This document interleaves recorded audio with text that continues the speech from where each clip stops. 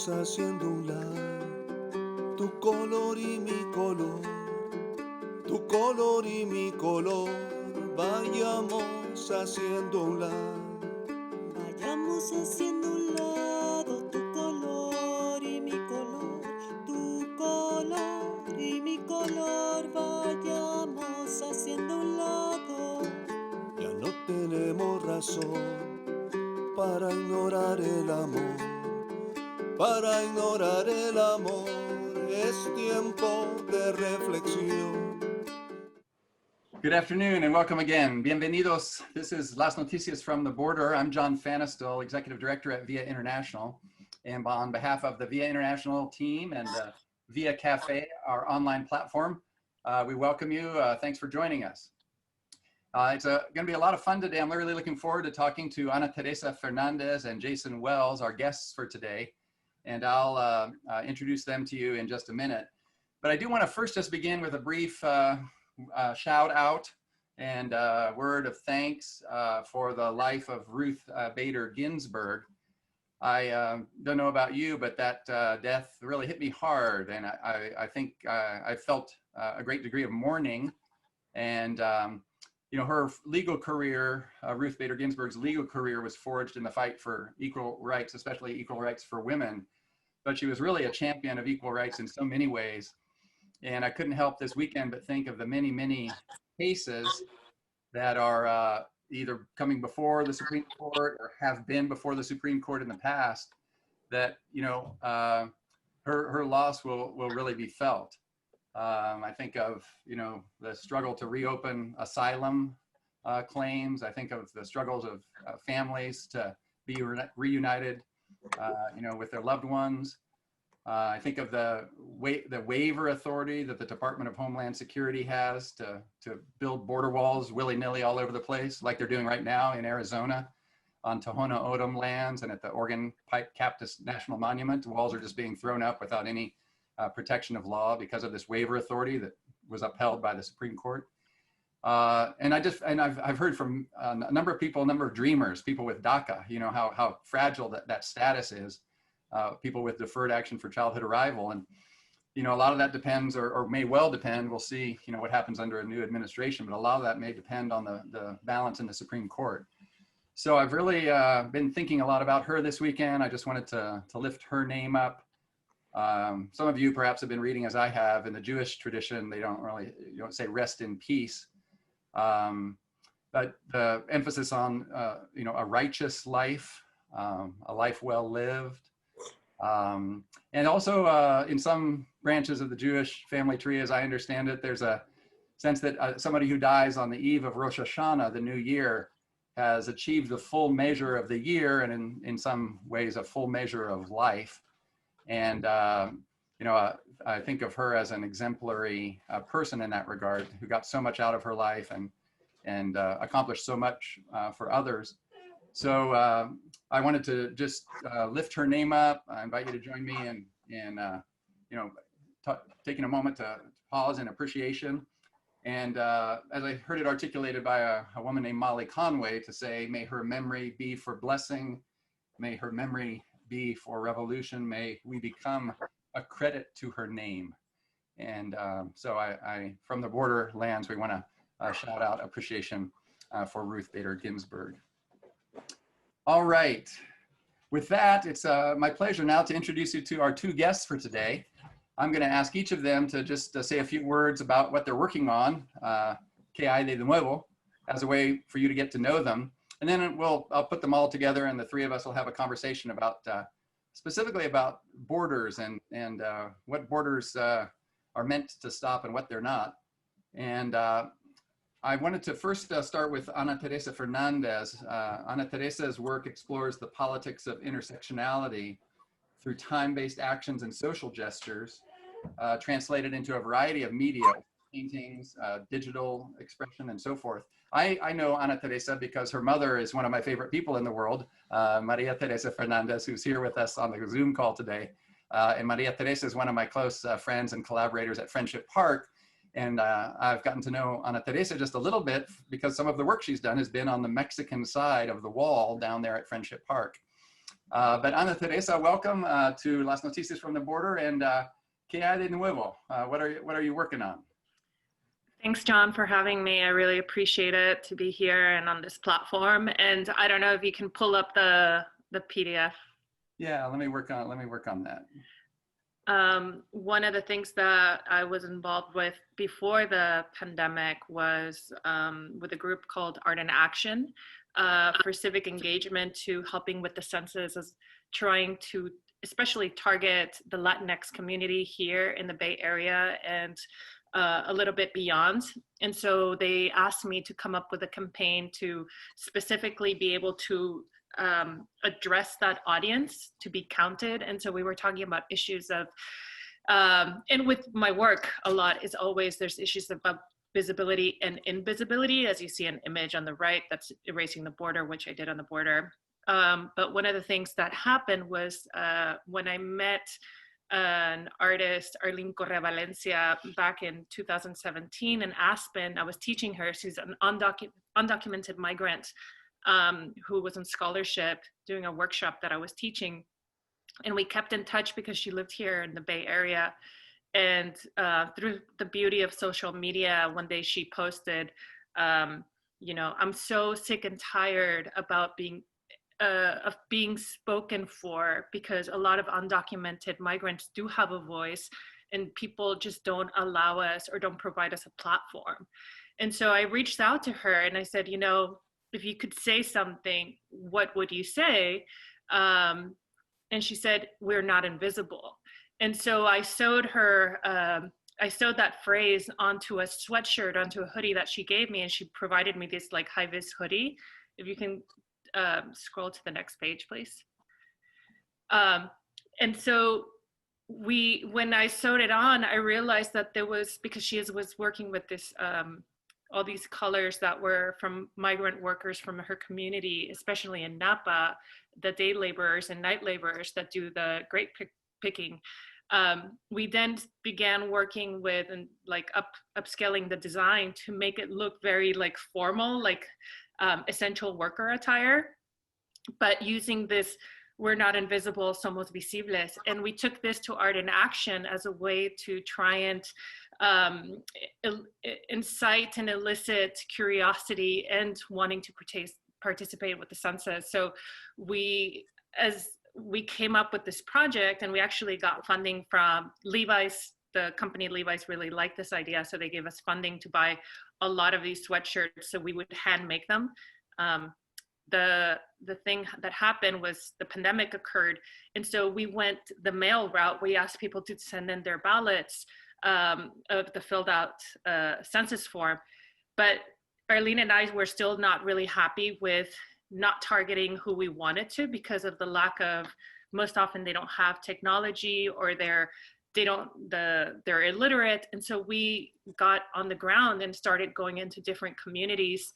And if you want to scroll a little bit more, and setting up these kind of like makeshift pop-up shops where we brought either our phones or iPads, and we asked people to sign up for the census, and we would provide a free hoodie for them. And because a lot of these communities wore essential gear, they were super attracted to it. They all want, you know, they were like, we want one. And so for our kids, for our aunties, so it became this like really incredible campaign. And so much so that we actually went at night into the fields in Napa with the grape pickers and brought them hoodies and like followed them as they were picking grapes to try and fill out the census, because there's a huge stigma and fear, especially with the undocumented community, of filling out the census. They're terrified. And so part of what we've done with Arlene is really try and inform people about what it does to their community, how it affects them positively, and break down those stereotypes so they will become visible and part of the community and be counted. That's so great. Thank you so much. So you said that visibility and invisibility had been a recurring theme for you, and I'm familiar with your work. You call it Borrando la Frontera, where you painted a panel of the border wall so that it was the color of the sand and the sky and kind of disappeared when people looked at it from a distance. when did visibility and invisibility kind of emerge for you as an interest? Or do you recall, was there a moment of inspiration back in the day that got you off on that jag? I think since a very early age, when we moved to the US and we were able to go back and forth, and having that incredible ability and privilege to go back and forth from the border and be able to see the possibilities and the disparities between labor, not only labor, but like psychological, intellectual capacities and what women could attain. Not only that, but also like all the hurdles that you start looking into identity, and whether you're gay, you're trans, I mean, and how huge those disparities become. And it's all, whether it's psychological barriers, whether it's physical barriers, I think that those became much more clearer going back and forth. And so since a really early age, that was became more and more apparent as I grew up. Yeah, we've been talking a lot in this series about identity and the fluctuating and forming of identity on in the borderlands, and how different people embrace and express different identities for themselves and their communities. And so maybe we can return to that in just a minute. Identity is one of those things I think that the border can't stop identities from developing. But Teresa, thanks so much for being with us. I'll look forward to hearing more about that. Kim, I was really involved in the 2010 Get Out the Census Count effort here in San Diego County. I didn't know I had that interest in common with you, so I would love to compare notes with you about that someday. But thanks for your work. Let me go ahead now and introduce Jason Wells, our other guest today. Jason is the Chief Executive of the Chamber of Commerce in San Ysidro, which all of us here in San Diego know is the home to the world's busiest land border crossing. And Jason is a leader in commerce and in many other areas. He's president of the San Ysidro School District Governing Board. That was a past post. What's that, Jason? What's that? That was a past post. That was a past post. Gotcha. Yeah. And also the past post of petty officer in the Navy. I think that's behind you as well. Am I right? That's right. And then father, though, is an ongoing. I know that personally. Father, that never stops. So Jason, so glad to have you with us. Thanks for joining us. And ¿Qué hay de nuevo? What are you working on down there in San Ysidro? How are things with the Chamber of Commerce and your many small businesses along the border? So, John, thank you for the invitation. As you know, I talk border all day. Really for us in San Ysidro right now is as far as the chamber is concerned, we have all of the impacts that everyone else has with COVID and business closures and so forth. But for us, the major impact is something we can't control, and that's the restrictions, the arbitrary restrictions placed on the border. If this were an issue of health, and we were somehow saving ourselves from some infected group, then fine, we could work with that. But the reality is there's still 100,000 people crossing every day between California and Baja California. To arbitrarily say, okay, those of you with tourist visas, you can't cross, it makes no sense at all. Unfortunately for San Ysidro, those that are U.S. citizens and those that have the permanent legal status, they're going to their jobs in Chula Vista, in National City, in San Diego, etc. Those that were shopping every day in San Ysidro were that group of tourist visa holders that were arbitrarily told, well, you can't cross. And so, I have 767 businesses in San Ysidro. Those that are on the boulevard, 95% of their clients, of their customers, of their families, of their visitors are coming across the border from Mexico. And so when you're told that 95% of your clientele can't have access to you, then that certainly does not bode well for business. But, it's not just about money. We represent 6,000 employees. Those are 6,000 families who depend on their job to feed their children.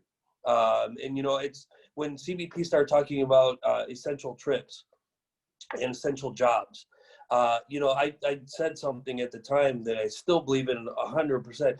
If you ask any child in America, their parents' job is essential. So who are we to say, who should be crossing and who shouldn't? It's certainly in a fantastic binational community like one that we've built here. So that's a major impact for us. California can reopen 100%, but until those border restrictions are lifted, we're really just dead in the water. Yeah, Jason, you mentioned the amends. I'd heard, I think you cite a statistic of 90+% of that commerce for the folks right there adjacent to the border, the small businesses. I know they also closed the Ped West crossing completely for a while, which would have been the point of access, I guess, for most people coming across on a tourist visa to, for instance, go to the Las Americas, the shopping mall. But then even to get up to San Ysidro Boulevard, would the San Ysidro Boulevard clientele, would a lot of those be pedestrian crossings? And which side of the freeway would those folks typically cross on, or both? Yeah, the vast majority of visitors in San Ysidro are pedestrians. As I said, with the workers, cars are going past, going through to other places. So yeah, a vast majority of our visitors, to the sum of 35,000 people a day in normal times are pedestrians. And I'll say, pat ourselves in the back. Ped West came from my office. That wasn't part of the government's plans when they did their reconstruction. So we are proud to have that. And what it was not just giving direct access to the outlets, but what it was relieving some of the pressure of everybody crossing on the east side, the traditional side. Yeah. And so it was very interesting to see that prior to construction, you had about 28,000 people crossing the border every day on Ped East, the traditional side. When Ped West opened, of course, they closed Ped East for a time frame to do construction. So it all shifted there.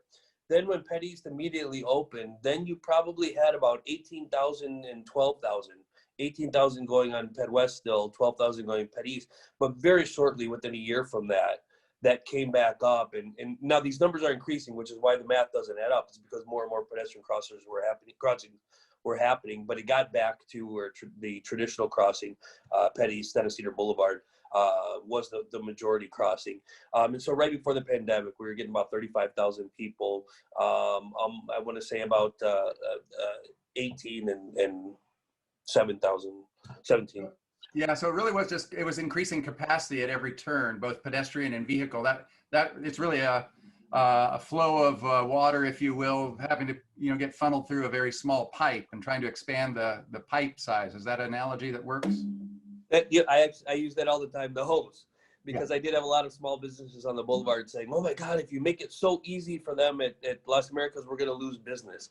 And so at the time we had a little place called La Coqueta that sold ladies' undergarments. And there was Neiman Marcus and so I used to tell them, I said, look, the guy that's shopping at La Coqueta today is not going to start shopping at Neiman Marcus tomorrow because it's easier.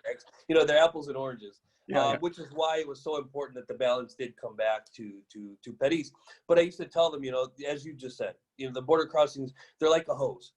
And so the more holes that you poke into it, it releases that pressure. And so everybody that's now crossing at Ped West, they were going to go there anyway.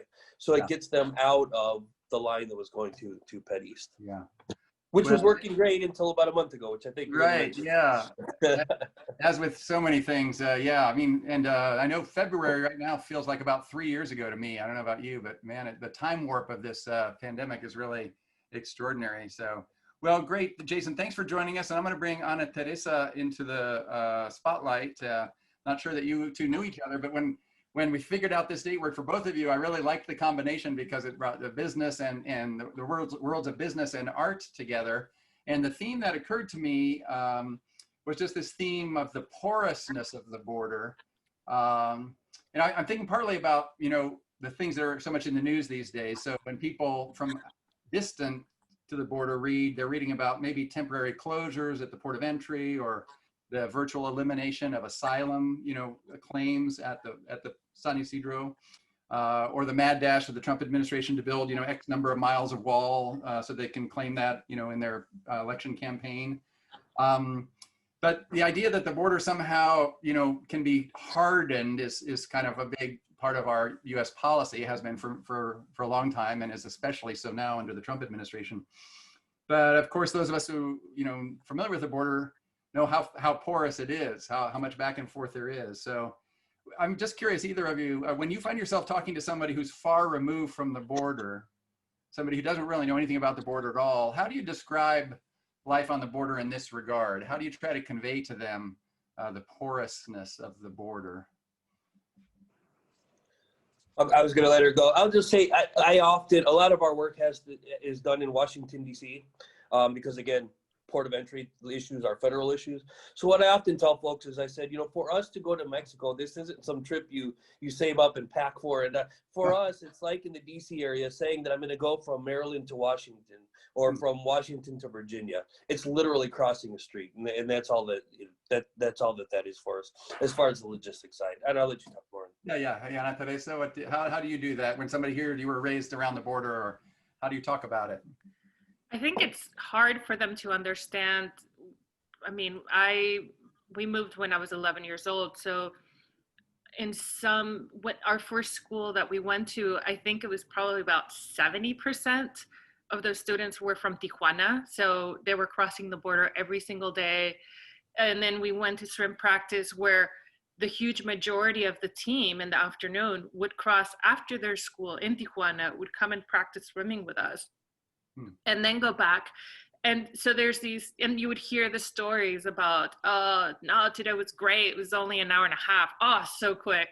Oh, today was such a, pain in the butt. It was 3 hours. So it was an allotted time. It was like this vacuous time where they oscillated. And so that was always part of their day of like understanding that time was going to be spent at the border. Yeah. And I think anyone that doesn't live, or when I say there, over there, where you guys are, they have a really hard time understanding that construct of time and that notion of waiting. And it's not like a fancy notion of like waiting to be seated at whatever popular restaurant, but it's like, just like at a standstill waiting to just cross this like oracle threshold, which is so, it's like, it's quite physical, but it's also just this construct. Yeah. I remember many years ago, I walked across with a young guy his name in Tijuana, I met him, I was introduced to him as Diego, and he was going across at the same time. So we walked across together. I think this was back in the Ped East days. I walked across at Ped East with him. And then he was meeting up with friends. And when we came out on the US side of Ped East, his friend said, "Hey, Stephen." I said, "Stephen, what do you know with Stephen? Shouldn't it be James? Diego in English is," he said, "Well, no, I'm in Tijuana, I'm Diego, but in San Diego, I'm Stephen." And I said, "How does that work for you?" He said, "Well, just, I'm Stephen over here and I'm Diego over there." And they kind of, they just kind of work together. So, but the waiting time for him was kind of literally, changing his name, or I don't know, his identity per se, but his name. And yeah, that time of waiting is a powerful thing. Jason, I heard the horror stories from a couple of weeks ago about these terrible waits at the port of entry. What was the particular circumstance of that? Was there ever an official rationale for making people wait in their cars for 6 or 8 hours? Yeah, so CBP had decided that because the administration said only essential crossings should happen, that they deemed essential crossings to be from 5 a.m. to 8 a.m. and Monday through Friday. So basically taking care of workers. Because again, as we've seen from this administration, they protected cargo crossings, they're protecting the workers, right? So he can say that we were protecting the economy, which they're not, but it sounds good to those folks. So they deemed it must be, 5 to 8 Monday through Friday. So they purposely made the wait times longer for those that were crossing outside of those hours and those days. And that's what we saw happening. And did that resolve itself? What's the wait times now? How are people experiencing the crossing right now this week? It's gotten better. My argument had always been we have about 45% of the border crossers pre-COVID that are crossing now, yet wait times are more than double. So that it totally didn't add up. But what we were able to do ourselves, along with folks from the Otay Mesa Chamber, were able to talk to CBP and say, look, your notion of essential workers is false. There are people that work night shifts. There are people that work weekends, et cetera, et cetera. So that's when we saw a lowering of the wait times, when they saw they couldn't be as prescriptive as, these certain hours and these certain days. But at the end of the day, it's still not fixed. And again, these arbitrary restrictions have got to be lifted. 35% of my businesses in a normal year make their entire net profit between November 20th and January 6th. Yeah. So if you add now 6 months of not operating or operating at a 60% loss to then not having a holiday season, that's you're putting at risk at least half of those. And again, we're talking about 3,000 jobs that are at risk, for that. So people ask me, what if the restrictions go past October 21st? I can't even allow myself to think of it. Yeah. We've just got to do everything we can to make sure they don't. Yeah. Thanks for that. Well, Ana Teresa, let me ask you about, I picked this photo that I have in my background of the border wall down there at Playas. And this isn't your work in particular, but it reminded me of the color. You'll probably tell me it was a very different kind of blue. but your project, where you took a couple of panels on the border wall on the south side there at Friendship Park and emblazoned the word empathy. Can you tell us a little bit about the origins of that project and maybe my more general question is, how's empathy doing these days crossing the border? But tell us about that project first of all. I think it hasn't found its path yet. I think it got a little lost somewhere, especially in this administration. But I'm gonna have to ask my mom when we did empathy, because I know that the Erasing the Border was done 2011 with the first separations of families, and when the restriction came where families were no longer allowed to meet at Friendship Park and through the post have those exchanges. And so that was the first the first rupture, like physical rupture that occurred. And then we started hearing about families separated, which people were like, no one really talked about it. No one really believed it. It was almost like a mythos that was floating around, and only documentarians really seemed to be able to extract these stories. If you went to Casa del Migrante, and such as Greg Reinoff, who's also a friend of my mom's, that presented in his documentary. But Mom, when was empathy done? Maria Teresa, do you know? I think it was around 2015. It was when Dan asked you to do that on top of the binational garden. The first.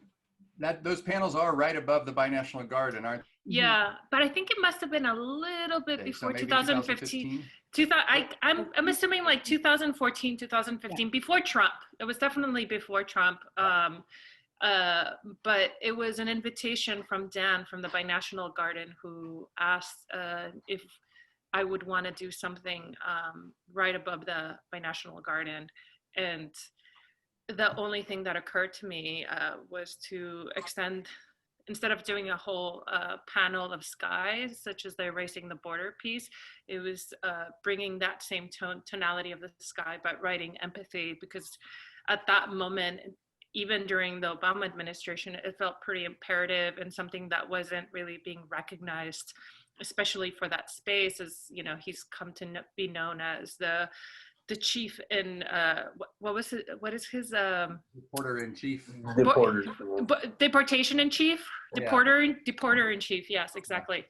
So I think that was kind of like me alluding very much to that point. And then lo and behold, Trump came about, but that was definitely what stirred it. Yeah. And what that the word path being placed there, also playing with the visuals of, I always think it's pretty surreal to have train tracks, something placed perforated into the sand as an impediment for path. And so it's like redressing that impediment by putting the word path, so your eye can, what does that elicit? It's some sort of hopefulness, but also a movement forward. So that and so that site, I guess the sites we're talking about, the port of entry or Friendship Park, or so many locations along the border, empathy is a big part of the life on the ground. That's my experience. I'm most familiar with San Diego, Tijuana, and Calexico, Mexicali. but empathy across the border is such a foundational part of the life of these communities and the many, often cases, of course, families. But then, you know, I've never heard that concept talked about when it comes to, of course, you know, U.S. border policy or you know, high politics, right? So, yeah. It's another dichotomy at our border, because Yeah. our border communities have a surplus of empathy amongst ourselves, yet we're bombarded with a lack of empathy. I would love to go back to the lack of empathy we thought we had with the Obama administration now. And you were prophetic, Teresa, and empathy is what I think if there's one thing we're missing the most right now is that. So. Yeah. Well, and you both alluded to earlier times, but let me just ask, what is your very earliest memory of crossing the border? You alluded to your childhood, Ana Teresa. Your family immigrated from interior, from other part of Mexico, am I right? Yeah, from Tampico, Tamaulipas. But our first, I mean, my very first border crossings occurred through more of Texas, because Tampico's on the Gulf Coast.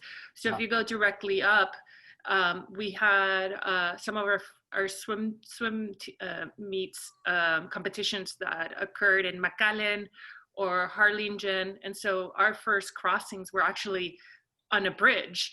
So we wouldn't say la línea, we would say cruzar el puente, because there was quite physically a bridge that one would have to cross over. So when it was so interesting to me when I first, being 11, and the first time we crossed in Tijuana, La Línea, we were like, what do you mean you crossed the line? Like, where's the, my question was like, where's the bridge? You know, where did it go? Isn't there a river that runs all the way through here into the ocean? And so my concept of, first of all, the border being by the ocean, and also not having something to crossover was just it kind of messed with my mind. The physicalness of it completely was a little like crossing a line just seems so like rudimentary. I find it fascinating in Tijuana, you know, I hear people say la línea, el cerco, el muro, you know, various, hasta la raya. I think I've heard people say la raya, and I said, what's la raya? And they're referring to the border. So all these different ways of, you know, kind of trying to name this boundary, right? I suppose that has to do with different generations, maybe, or maybe Rigo or some of the other folks on this call would know more about some of that slang and that. Rigo, had you ever heard? I'm asking my friend Rigo from Via International. Had you ever heard of la raya? Have you heard people use that in Tijuana? Yes. The other one that's most commonly used is al otro lado. Al otro lado. Yeah. Voy para el otro lado. Yeah. Yeah. Well, I had never heard, somebody mentioned it to me, la raya, and I didn't know what they were talking about the raya, and I thought they were literally talking about I didn't know, an X-ray or something. I really didn't. Jason, how about you? What's your very earliest memory of crossing the border? I'll just say it's funny that La Línea is such my kids, and when they're speaking complete English, will say, make line. And I'm like, it's not make line, not in English anyway. but hacer fila, you know, that's just a part of life, right? You know, my story's a little different. I actually grew up in the cornfields outside of Chicago. There were about 2 Mexican families around. That was it. I was sent here in 1995 in the Navy. But immediately, I lived in Imperial Beach when I first got here for a few months, and immediately moved down to Playas de Tijuana and lived in Playas for 15 years. 10 years ago, then moved back to the state, back for me, new to my wife, to the States. But it was such, you know, I grew up being half black and half white in the Midwest. I grew up having a set of clothes you took to one grandparent's houses and a clothes, you know, another set you went to another. So for me to immerse myself in a culture or whatnot, not that it wasn't a conscious thing, but it was very easy to do. Certainly, like I said, when moving down there, and so like I said, I've lived more in Tijuana than San Diego, right? For this border region. My wife is from Ensenada, so the San Diego and Ensenada corridor, I could drive in my sleep.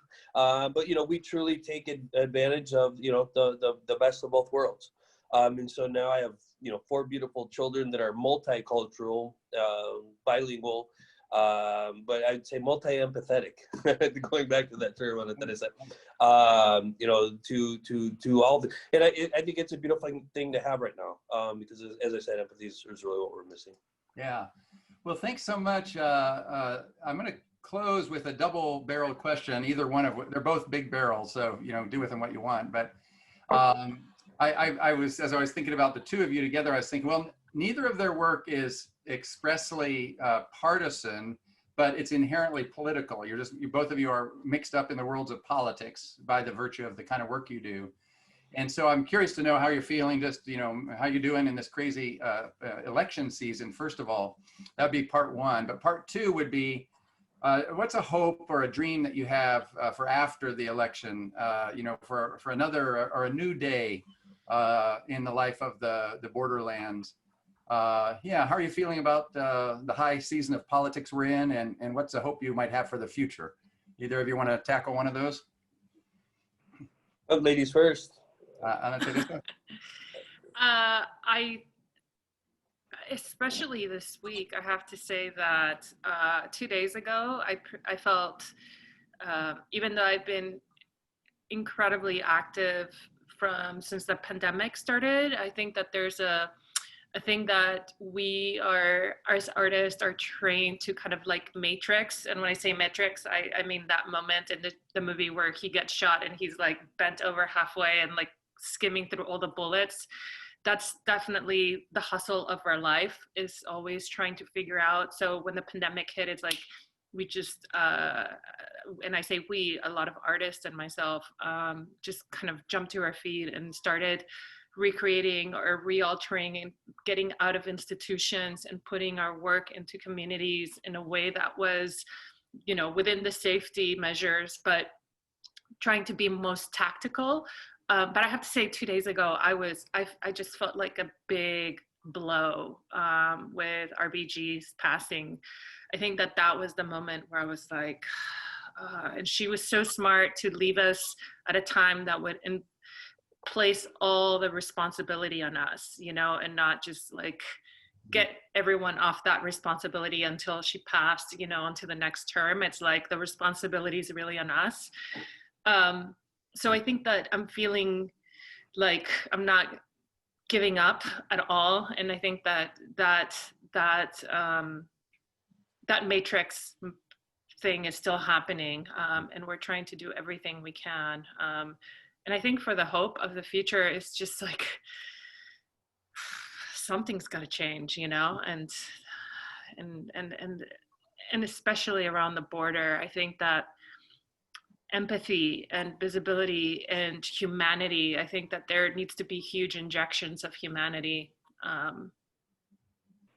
injected into there. So yeah, thank you for that. Thank you for that. I've got a follow-up question on that, but we'll do that offline, as I want to bring our time on Facebook. So, Ana Teresa, thanks so much for joining me today. It's really a pleasure to get to chat with you. Usually when we see each other at Friendship Park, we're both very busy. We're always like, yeah. So it was nice to get to visit. Jason, how are you doing with the season of politics and what hope for the future? I'll say professionally, it's extremely frustrating. Anything that affects our border, like these restrictions are, I would normally have an agency to work with. I would have an insider that's got an inside track. I would have somebody to work with. But it's strictly what's in the mind of that man, how he wakes up the week before the 21st each month. And that's, we're getting a real insight to what dictatorships like we've seen in South America and other places, what they're like. I've been doing this for 20 years. I have nowhere to turn to work with something affecting 90% of my businesses. I'll say that on a professional level. On a fronterizo level, I long for the days. I again spent 20 years giving myself to celebrating what the beautifulness between California, Baja California, the U.S. and Mexico, not just on commerce and trade, but culture and people and food. Like you see, it's a lot. Every aspect of our binational lives. And to have somebody come in now that is so divisive and so nationalist, it goes against everything that I think anybody on this call has ever felt.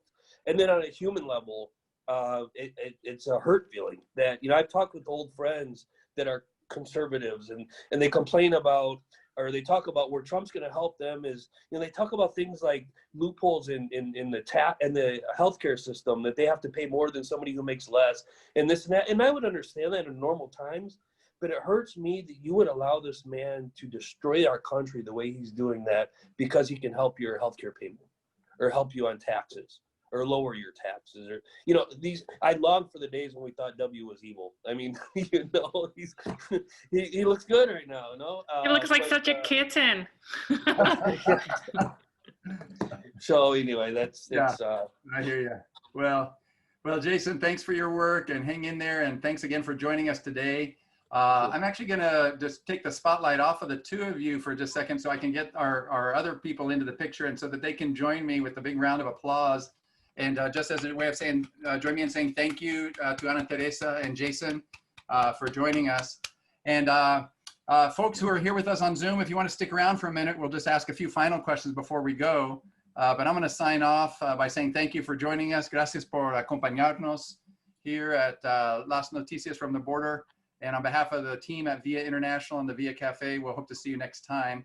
Our guests next week are Carmen Chavez, the Executive Director of the Casa Cornelia Law Center, and James Gerber, retired Professor of Economics and Latin American Studies at San Diego State University. And here's our close, and we'll see you next week, Tuesdays at 12 noon for Las Noticias from the Border. Más unidos que